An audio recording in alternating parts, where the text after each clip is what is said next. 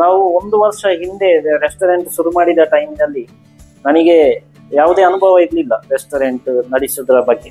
ಹಾಗಾಗಿ ಇನ್ವೆಸ್ಟ್ಮೆಂಟ್ ಕಡಿಮೆ, ರಿಸ್ಕ್ ಕಡಿಮೆ ಅಲ್ಲಿ ಮಾಡಲಿಕ್ಕೆ ಇಲ್ಲಿ ಒಂದು ಎಕ್ಸಿಸ್ಟಿಂಗ್ ರೆಸ್ಟೋರೆಂಟ್ ಇತ್ತು. ಅದನ್ನು ತಕೊಂಡು ಅದರಲ್ಲಿರುವ infrastructure, man power, setup as it is ತಕೊಂಡು ಅದನ್ನು ನಡೆಸಲಿಕ್ಕೆ ಶುರು ಮಾಡಿದ್ವಿ.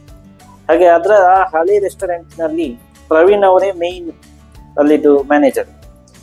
ಹಾಗೆ ಅವರು ಕೂಡ ನಮ್ಮೊಟ್ಟಿಗೆ ಇದ್ದ ಕಾರಣ ನಮಗೆ ರೆಸ್ಟೋರೆಂಟ್ ಫೀಲ್ಡ್ಗೆ ಬರಲಿಕ್ಕೆ ತುಂಬ ಅನುಕೂಲ ಆಯಿತು. ಈಗ ಪ್ರವೀಣ್ ಅವರು ನಮ್ಮಲ್ಲಿ ಕ್ಲೀನಿಂಗ್ ಡಿಪಾರ್ಟ್ಮೆಂಟಿನ ಸೂಪರ್ವೈಸರ್ ಆಗಿದ್ದಾರೆ.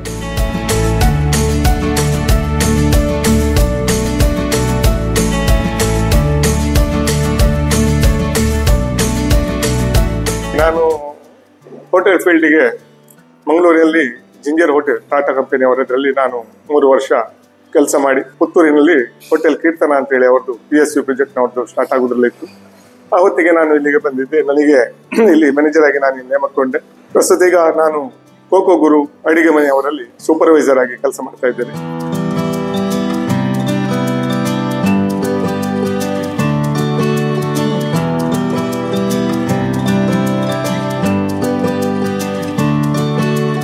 ನಾನು ಎಲೆಕ್ಟ್ರಿಕಲ್ ಸೆಕ್ಷನ್ ಇಲ್ಲಿ ಹೋಟೆಲ್ನ ಒಳಗಿನ ಎಲೆಕ್ಟ್ರಿಕಲ್ ಇದನ್ನು ನೋಡ್ತಾ ಇರ್ತೇನೆ. ಇದರಲ್ಲಿ ಏನಾದರೂ ಪ್ರಾಬ್ಲಮ್ ಬಂದರೆ, ಫ್ರಿಡ್ಜ್ ಅಥವಾ ಮಿಕ್ಸಿ ಅಥವಾ ಗ್ರೈಂಡರ್ ಬಂದರೆ ಅದನ್ನು ಸರಿ ಮಾಡಿಸುವಂಥ ಜವಾಬ್ದಾರಿ ನನ್ನ ಮೇಲಿದೆ. ಸೀವೇಜ್ ವರ್ಕಿಂಗ್, ಸೀವೇಜ್ ಇದ್ದು ಈ ಹೋಟೆಲ್ನ ಕಲ್ಮಶ ನೀರುಗಳನ್ನೆಲ್ಲ ಶುದ್ಧೀಕರಿಸಿ ಹೊರಗೆ ಬಿಡುವಂಥ ಒಂದು ಕೆಲಸ, ಅದನ್ನು ಕೂಡ ನಾನು ಮಾಡ್ತಾ ಇದ್ದೇನೆ. 2 ಥರದ ಗ್ಯಾಸಿನ ವ್ಯವಸ್ಥೆ ಇದೆ. ಒಂದು ಬಯೋಗ್ಯಾಸ್ ಮತ್ತೆ ಒಂದು LPG ಗ್ಯಾಸ್ ಸಿಸ್ಟಮ್ ಇದೆ.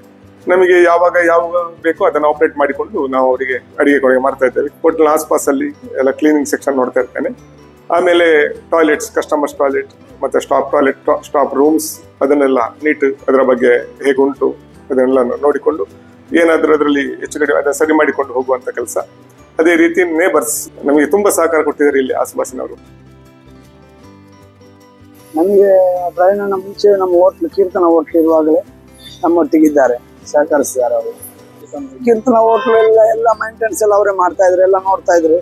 ಒಂದು ನೀರಿನ ಅರೇಂಜ್ಮೆಂಟ್ ಆಗಲಿ, ಒಂದು ಹೋಟ್ಲಿದ ಅರೇಂಜ್ಮೆಂಟ್ ಆಗಲಿ, ಒಂದು ನೀರು ಫಿಲ್ಟರ್ ಮಾಡುವ ಅರೇಂಜ್ಮೆಂಟ್ ಆಗಲಿ, ಎಲ್ಲದಕ್ಕಾಗಿ ಪ್ರಯಾಣ ಇದ್ದಾರೆ.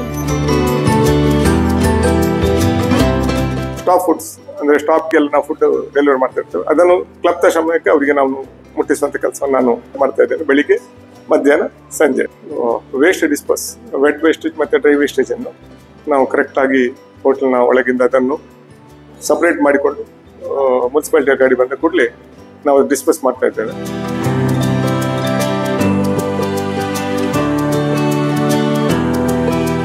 ನಾನೀಗ ಈ ಹೋಟ್ಲಲ್ಲಿ ಸೂಪರ್ವೈಸರ್ ಆಗಿ ಕೆಲಸ ಮಾಡ್ತಾ ಇದ್ದೇನೆ. ಈ ಬಗ್ಗೆ ನನಗೆ ತುಂಬಾ ಹೆಮ್ಮೆ ಇದೆ. ಯಾಕಂತ ಹೇಳಿದ್ರೆ ನಮ್ಮ ನೋಡಿಕೊಳ್ಳುವಂತ ರೀತಿ, ಮಾತಾಡುವಂತ ರೀತಿ, ಫ್ರೆಂಡ್ಸ್ನಾಗೆ ಟ್ರೀಟ್ ಮಾಡಿ ಮಾತಾಡ್ತಾ ಇರ್ತಾರೆ. ಅದು ನಮಗೆ ತುಂಬಾ ಖುಷಿ ಆಗ್ತದೆ. ನನ್ನ ಆರೋಗ್ಯ ಸಮಸ್ಯೆ ಇರುವ ಟೈಮಲ್ಲಿ ಕೂಡ ನನ್ನ ಸಾಹುಕಾರ ನನಗೆ ತುಂಬಾ ಸಪೋರ್ಟ್ ಮಾಡಿದ್ದಾರೆ.